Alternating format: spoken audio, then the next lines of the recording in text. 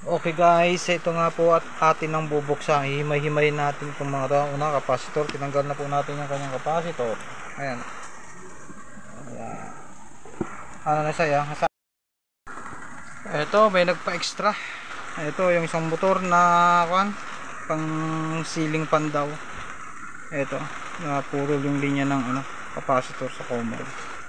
So, ina muna natin. Ginawa natin. Capacitor, common.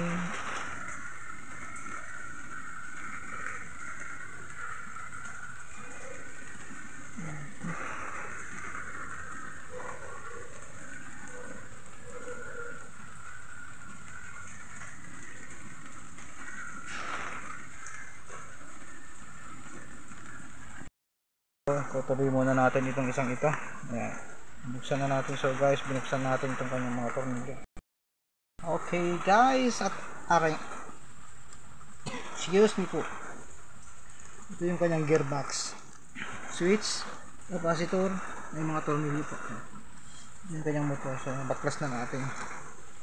Ayan, hindi nga lang matanggat ko lang, sobrang stuck up na siya. Ayan, nice. Ayan nga po, tatanggal natin yung kanyang motor. Ayan na, ganda ng motor pa. Yung mga ganyan magagawa ko po yan, motor na yan. Ayan. Okay guys, ayan na. Ito, yan, epekto yan ng walang thermal fuse. Ayan o. Kita nyo guys, ayan o, sunog. Ito walang thermal fuse siya o. Wala siyang thermal fuse, nakarekta siya, naka-bypass. Ayan nangyari, nag-overheat, sunog nung nag-stack up. Kaya yan, kaya maganda pa rin sa mga motor, kahit na bago, ilalagyan niya ng thermal fuse. Ayan wala siyang thermal fuse.